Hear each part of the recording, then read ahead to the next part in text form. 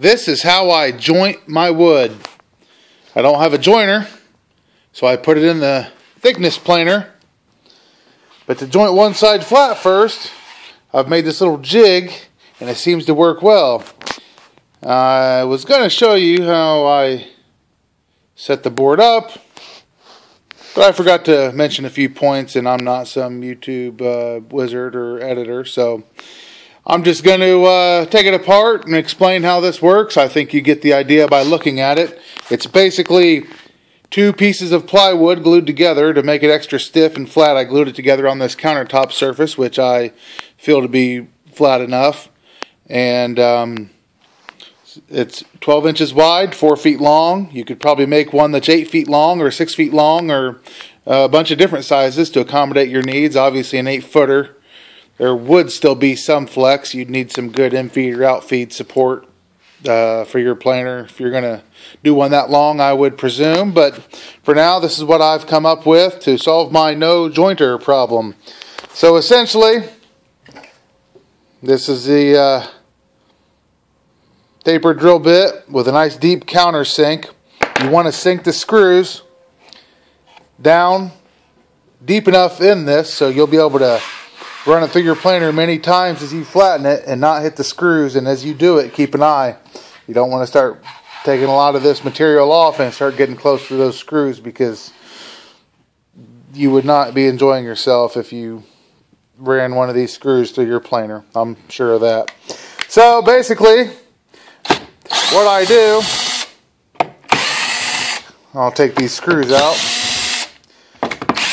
And yes, you know, obviously when you're done planing or jointing and you turn it over and plane it to thickness, once you plane it to thickness, you know, obviously you're going to have 2 holes in each end, which if you leave a little extra to trim off for any snipe you might have anyway, that's the price you pay. Or go buy a jointer, whatever. Essentially, these shims here in the middle are just in there for auxiliary support. I don't screw those down. You know, this board, you know, I'm going to shim in there. This board is, it's not flat at all. So I just kind of start adding shims at the 4 corners, and kind of whichever ones you think are going to be the loosest, tap those in.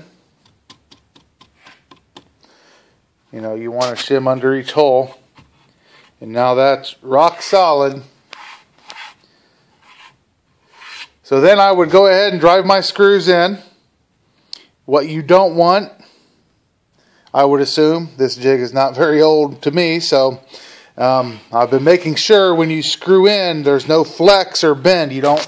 This should be secure enough to just put those screws, drive those screws home without flexing the board anymore. Obviously, if you put tension in the board and then you plane it, when you unscrew it, the tension is just going to release and your board still won't be flat. So this drill bit is big enough to where, you know, it fits all the way in. So I'm not having any issues there. No, I'm sorry. You know, this fits all the way through with this drill bit. So yeah, don't have any twists. You know, don't put any tension on the board when you screw it in. Make sure your grain direction is appropriately fed through your planer, of course. And that's a good, cheap, easy way that I've found so far to joint wood if you have too wide of boards or no joiner at all. Hope this is of help to people. Any suggestions, please let me know, or comments. Thanks for watching. See you now.